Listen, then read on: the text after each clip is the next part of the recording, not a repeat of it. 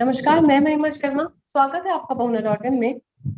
इस corona pandemic में pregnant women's को कई डाउट्स हैं वैक्सीनेशन और एंटीबायोटिक्स को लेके। इससे वे काफी परेशान हैं और इसका सीधा असर उनके मानसिक स्वास्थ्य पर पड़ रहा है।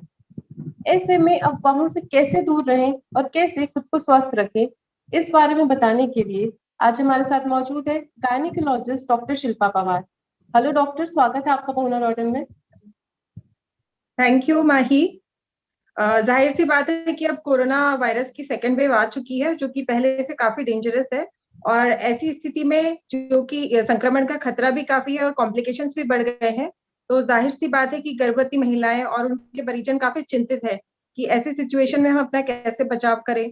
और रोज हमें डेली यानी 25 से 30 कॉल्स आ रहे हैं कि हम वैक्सीन लगवाएं कि नहीं लगवाएं, और इसका क्या असर हो सकता है बच्चे घर में पल रहे शिशु पर भी।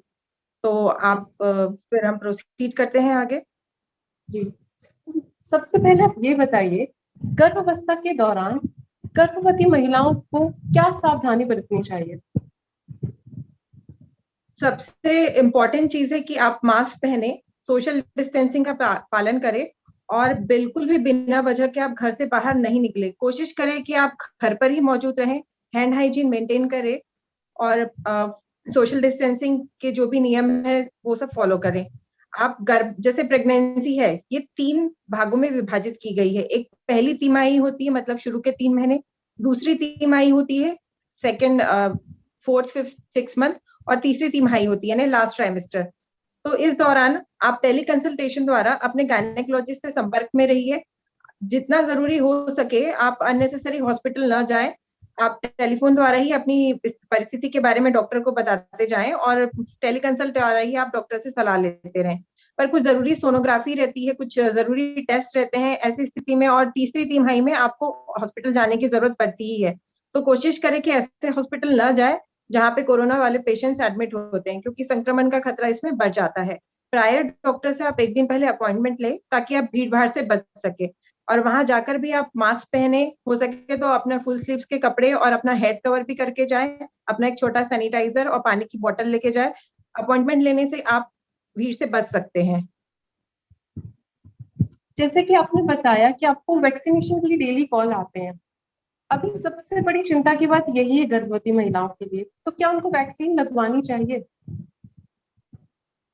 अभी ये भी एक डिबेट का यानी रीजन बन चुका है इंडिया में, क्योंकि अभी इंडिया में 2 प्रकार की वैक्सीन है, कोविशील्ड और कोवैक्सीन वायरस है। और इसके ट्रायल्स अभी गर्भवती महिलाओं पे नहीं हुए हैं। जो हम दूसरी कंट्रीज की बात करें, यूएसए की, यूके की और चाइना, बहुत सारी कंट्रीज में ऐसे ट्रायल्स हो रहे हैं जिसमें गर्भवती महिलाएं भी पार्टिसिपेट कर रही है वैक्सीनेशन के लिए। तो उसके रिजल्ट्स काफी अच्छे आए हैं कि जो वैक्सीन से एंटीबॉडीज बन रही है, यानी रोगों से लड़ने की जो क्षमता है, तो वो शिशु को भी प्रोटेक्शन दे रही है घर में पल रहे। तो एक प्रकार से माँ और शिशु दोनों को प्रोटेक्शन दे रही हैं। और इनफैक्ट जो महिलाएं दूध पिला रही हैं, तो वो भी ब्रेस्ट मिल्क में भी ये जो कोरोना वैक्सीन का जो एंटीबॉडीज है वो पाई गई है। तो डिलीवरी के पश्चात भी वो शिशु को प्रोटेक्शन दे रही है। पर इंडिया में अभी ऐसे ट्रायल्स नहीं हुए हैं। और फॉक्सी जो federation of obstetrician and gynaecologist India की सोसाइटी है, तो उन्होंने भी अपना गाइडलाइंस जारी की है। उसके हिसाब से जो कोरोना वैक्सीन के बेनिफिट्स हैं, वो कोरोना वायरस के संक्रमण से काफी यानी लेस रिस्की है। और जो कोरोना की वैक्सीन है, इसमें एक डेड वायरस होता है जो कि डिवाइड नहीं होता है, और ये वायरस से लड़ने के लिए एंटीबॉडीज बनाता है। पर अभी हमें जो भारतीय सरकार की अभी गाइडलाइंस का और वेट करना चाहिए। अभी तक गर्भवती महिलाओं को भारत में वैक्सीन लगाने की अनुमति नहीं है।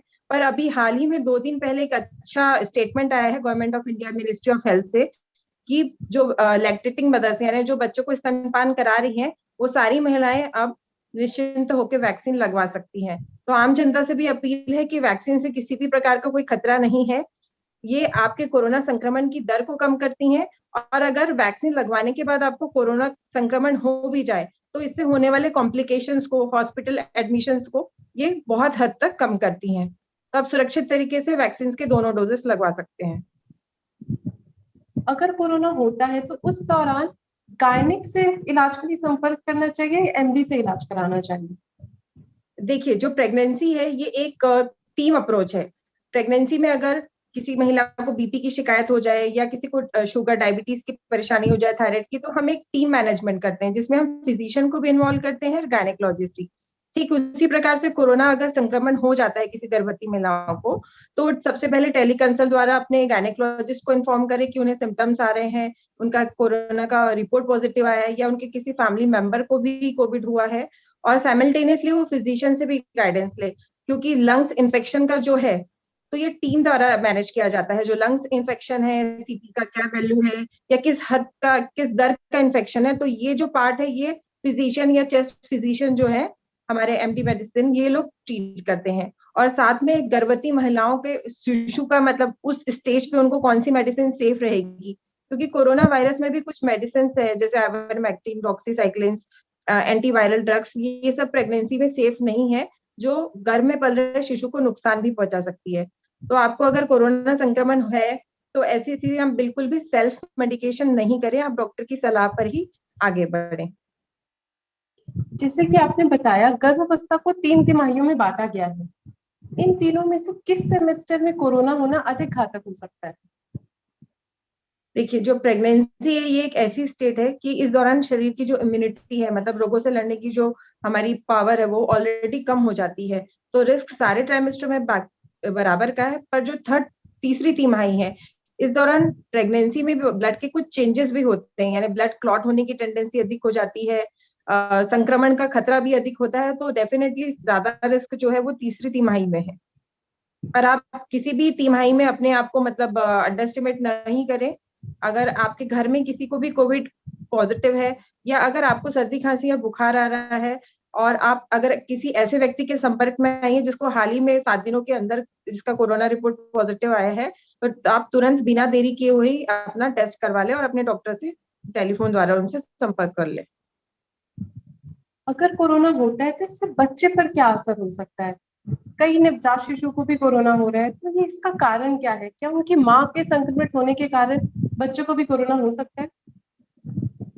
हर चीज का एक अच्छा और बुरा पहलू है। तो कोरोना वायरस की एक अच्छी गुड न्यूज ये है कि ये माता के ब्लड यानी प्लेसेंटा द्वारा ये गर्भ में पल रहे शिशु तक नहीं पहुंच रहा है। तो ये इसकी अच्छी बात है। जो पुराने वायरल इन्फेक्शन होते थे जैसे रूबेला, चेचक, मीजल्स, मम्स, तो ये जन्म गर्भ में पल रहे शिशु को भी नुकसान पहुंचाते हैं।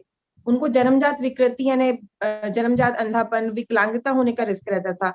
पर अभी तक जो भी स्टडीज हुई हैं, तो कोरोना पॉजिटिव मदर्स के जो बेबी डिलीवर हुए हैं उनमें अभी तक ऐसा कोई भी कंजेनाइटल यानी जन्मजात दोष नहीं पाया है। तो ये इसका अच्छा रिजल्ट है मतलब। तो आपको ज्यादा डरने की जरूरत नहीं है कोरोना वायरस से। जो डिलीवरी के पश्चात जो नवजात शिशु रहता है, अगर किसी की कोरोना पॉजिटिव यानी मदर को कोरोना पॉजिटिव है, तो ये ब्रेस्ट मिल्क द्वारा ये इन्फेक्शन शिशु तक नहीं पहुंच रहा है। ये भी किसकी अच्छी बात है। ये जो नवजात शिशु को है, ये भी हमारे जो ड्रॉपलेट से है, खांसने से, छींकने से, तो ये ही रूट कॉमन है बच्चे तक पहुंचने के भी। तो और जो लैक्टेटिंग मदर्स यानी डिलीवरी के पश्चात जो महिलाएं अपने बच्चे को स्टेबल है क्लिनिकली, अगर डॉक्टर अलाउ कर रहे हैं, तो डेफिनेटली वो मास्क पहनकर, हैंड हाइजीन मेंटेन करके बच्चे को यानी सुरक्षित तरीके से ब्रेस्ट फीड भी करवा सकती हैं। अगर गर्भवती को कोरोना होता है तो उसको अपनी डाइट और रूटीन कैसी रखनी चाहिए जिससे माँ और बच्चा दोनों स्वस्थ रहे? अगर किसी गर्भवती महिला का कोरोना टेस्ट पॉजिटिव है, या अगर उनको सिम्टम्स है और कोरोना रिपोर्ट निगेटिव भी है, तो भी उन्हें अपना को कोरोना पॉजिटिव समझ के सबसे पहला स्टेप है कि उन्हें होम आइसोलेट हो जाना चाहिए 14 दिन के लिए कम से कम। एक ऐसे कमरे में जो थोड़ा साफ सुथरा हो, हवादार हो, अटैच उसमें टॉयलेट हो, तो ऐसे कमरे में अपने आप को सेल्फ आइसोलेट कर लेना चाहिए। उस दौरान आपको अपने माइंड का भी स्टेटस फॉलो करना है, पॉजिटिव न्यूज सुननी है, आपको स्ट्रेस फ्री रहना है, पौष्टिक आहार लेना है जिसमें कि प्रोटीन की मात्रा अधिक होनी चाहिए, तली हुई और मसालेदार चीजें आपको नहीं लेनी है, पैक्ड प्रोसेस यानी रिफाइंड जो फूड है, मैगी, ये पास्ता, ये सब आपको नहीं लेने हैं। ताजे फल का सेवन कर सकती हैं, जैसे अभी मौसमी फल, तरबूज, खरबूज और नींबू, संतरा, ये सब अपने डाइट में इंक्लूड करें। प्रोटीन वाली चीजें अधिक मात्रा में लें। आप लाइट एक्सरसाइज भी कर सकती हैं। आपको पल्स ऑक्सीमीटर द्वारा अपने ऑक्सीजन सैचुरेशन को मॉनिटर करना है, यानी आपको हर 6 घंटे में अपना टेम्परेचर चेक करना है, आपका पल्स ऑक्सीमीटर से आपकी पल्स रेट चेक करनी है, और ऑक्सीजन सैचुरेशन आपको चेक करना है। अगर आपका ऑक्सीजन सैचुरेशन 94% से कम आ रहा है, या आपको अत्यधिक थकावट हो रही है, आपका बुखार पैरासिटामोल टैबलेट जो कि सेफ है प्रेगनेंसी में, उसको लेने के बाद भी आपका तेज बुखार नहीं उतर रहा है, आपका जो मैंने कहा कि ऑक्सीजन सैचुरेशन भी फॉल हो रहा है, आपको दस्त अत्यधिक लग रहे हैं, आपका काफी लिथार्जिक वीक महसूस कर रहे हैं, तो ऐसी स्थिति में आपको डॉक्टर से सलाह लेके हॉस्पिटल में एडमिट हो जाना चाहिए बिना देरी किए हुए। इस दौरान गर्भवती महिलाएं लगातार दवाइयों का सेवन करती हैं। यदि वो एंटीबायोटिक है तो इससे बच्चे पर क्या असर हो सकता है? मैंने यही बोला कि आपको सेल्फ आइसोलेट होना है, आपको अपना सेल्फ मेडिकेशंस नहीं करना है। बहुत सारे लोग ये गलतियां कर रहे हैं कि जो नॉर्म यानी आम पॉपुलेशन को जो दवाइयां ले रहे हैं वो बिना डॉक्टर से सलाह लिए वो सेम प्रोटोकॉल की मेडिसिन, जैसे मैंने आपको बताया कि कुछ दवाइयां प्रेगनेंसी में सेफ नहीं है और प्रेगनेंसी में बॉडी की इम्यूनिटी ऑलरेडी कम होती है, तो आपको स्टेरॉइड्स का भी सेवन नहीं करना है जब तक आपको डॉक्टर यानी प्रेस्क्राइब ना करे। अननेसेसरी आपको एंटीवायरल्स भी नहीं लेने, क्योंकि ये शिशु को भी एक प्रकार से नुकसान पहुंचा सकती हैं।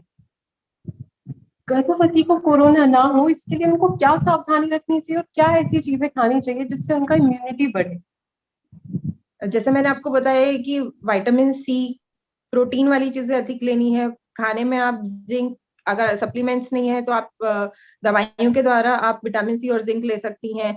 आप अच्छा हेल्दी डाइट लें, खाने में आप दही को भी शामिल कर सकती हैं, मौसमी फल खा सकती हैं, आप लाइट एक्सरसाइजेस भी कर सकती हैं और ध्यान और मेडिटेशन, अच्छा म्यूजिक सुनकर आप पॉजिटिव रह सकती हैं, ताकि आपको अननेसेसरी का स्ट्रेस ना आए और घर में पल रहा शिशु और आप माता और शिशु दोनों ही हेल्दी रहें। जैसे मैंने बताया कि तीसरी तिमाही काफी इंपॉर्टेंट होती है। इस दौरान सांस लेने की तकलीफ अधिक हो सकती है, या कोई ऐसी महिलाएं जिनको कोमॉर्बिडिटीज हैं, जैसे शुगर की परेशानी है या बीपी है या अस्थमेटिक पेशेंट्स है, दमे की शिकायत है उनको, या हार्ट डिसीज है, और अगर आपको दर्द आ रहे हैं, आपका डिलीवरी टाइम नजदीक है, तो आपको बिना देरी किए हुए हॉस्पिटल चले जाना चाहिए। और कोरोना वायरस में एक अच्छी गुड न्यूज ये भी है कि ये वायरस प्लेसेंटा यानी कि माता के ब्लड द्वारा ये शिशु तक नहीं पहुंचता है, और डिलीवरी के दौरान भी जो वजाइनल सिक्रीशन है, वजाइनल फ्लूइड है, उसमें भी ये वायरस नहीं पाया गया है। तो अगर आपके डॉक्टर की तरफ से ओके है, डॉक्टर अलाउ कर रहे हैं, तो आप सुरक्षित तरीके से नॉर्मल डिलीवरीज भी करा सकती हैं। वजाइनल डिलीवरी में भी ये इन्फेक्शन शिशु तक पहुंचने का जो खतरा है वो नहीं के बराबर है। और डिलीवरी के पश्चात भी वे अपना, अगर डॉक्टर्स अलाउ कर रहे हैं, स्टेबल है क्लिनिकली, तो मास्क पहनकर हैंड हाइजीन मेंटेन करके बच्चे को दूध भी पिला सकती हैं, या अपना ब्रेस्ट मिल्क एक्सप्रेस करके घर के किसी मेंबर को बोल सकती हैं वो फीड करवाने के लिए, या फॉर्मूला फीड भी बच्चे को दिया जा सकता है। और अब तो लैक्टेटिंग मदर्स वैक्सीन भी लगवा सकती हैं। धन्यवाद डॉक्टर, आपके समय पहुना डॉट को देने के लिए। Thank you. लगातार खबरों के लिए बने रहिए पहुना.in के साथ। यूट्यूब पे सब्सक्राइब करें और इंस्टाग्राम पे फॉलो करें।